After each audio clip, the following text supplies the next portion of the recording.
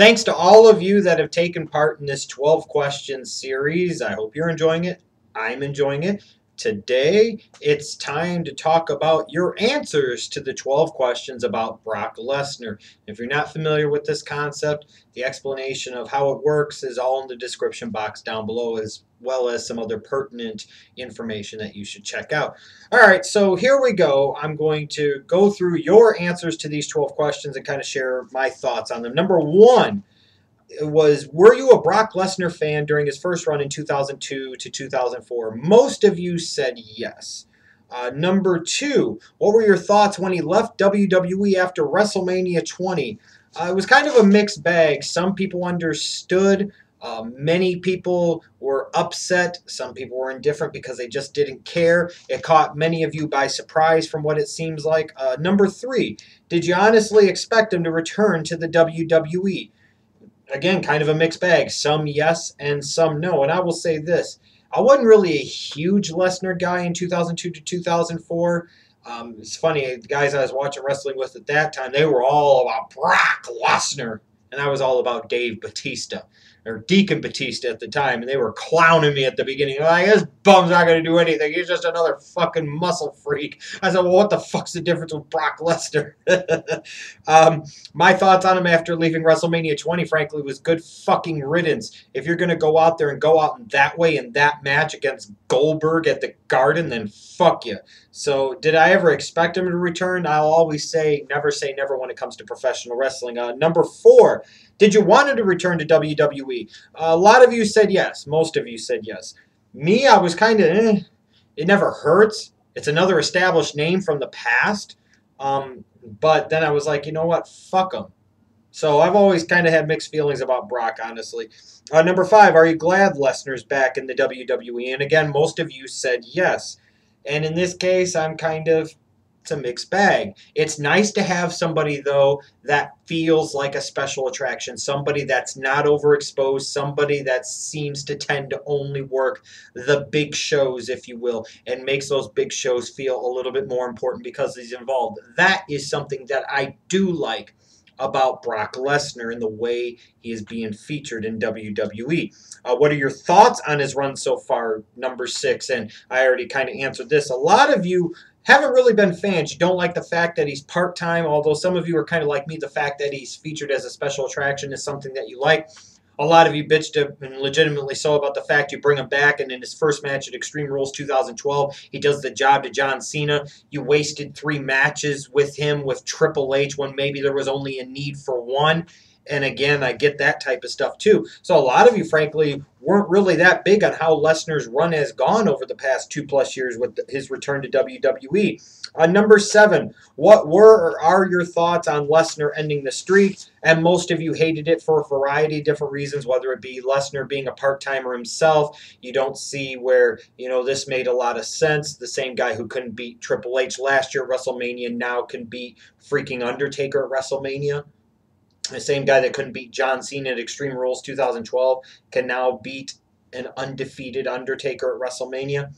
A lot of you, most of you, hated the decision and still do, and I always have, and I always will. Number 8, do you think the WWE will get big returns off of Lesnar ending the streak? Most of you said no, and I tend to agree with this a little bit, in part because you had a sort of part-timer end it, so how much return on that investment are you really going to get?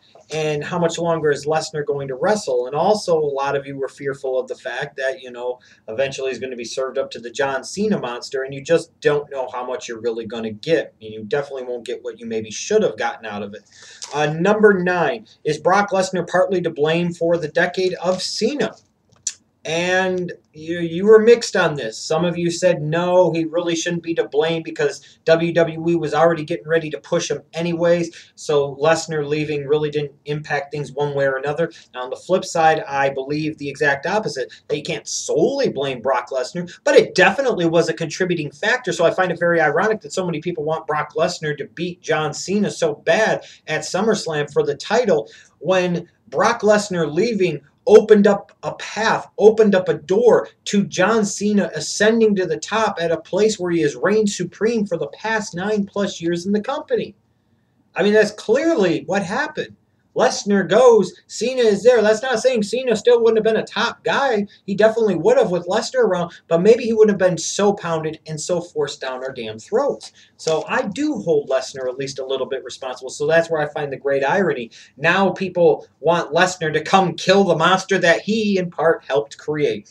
Number 10, do you want Brock Lesnar to be WWE World Heavyweight Champion?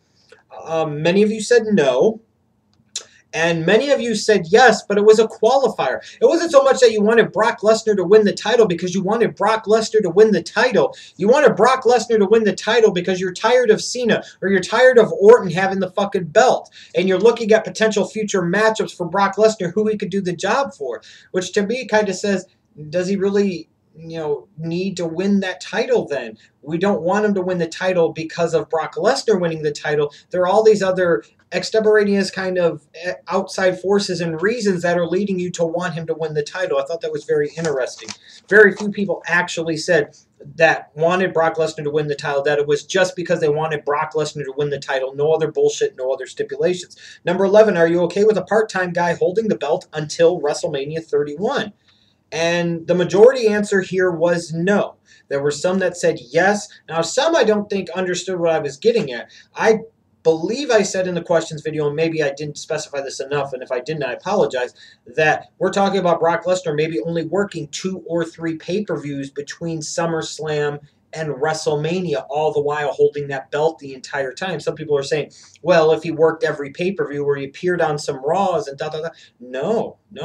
My whole question was, in his current role that he's been in the past 2+ years, where he shows up for a month or two and then he's gone for 3 or 4 months, do you really want him holding that belt until WrestleMania 31? And again, the majority answer was no. A lot of people have concerns about what that would mean to live event attendance. A lot of people had concerns about, it's one thing, like I said, to feature him as a special attraction. I don't think a world champion needs to be featured every single week in this era of overexposure. I think not featuring him every week sometimes is a good thing, but there's a big difference between that and not featuring him for a month or 6 weeks or 2 months. How is that going to work? Just a lot of questions there unless something changes in terms of Brock Lesnar's work schedule. And the majority of you agree that you don't want that to happen. And the last question, number 12, who should Lesnar drop the title to and why? The common themes here were Roman Reigns and Cesaro. And to me, I look at it and I would gravitate more so towards Roman Reigns, even though I think that's a cowardly way out for the WWE. Let's say if you did have Lesnar carry the strap all the way to 31, to have him drop it to Roman Reigns. It needs to be John Cena. It needs to be. Just like JBL passed the torch to him at 21, just like Triple H did the honors for him at 22, just like Shawn Michaels did the honors for him at 23.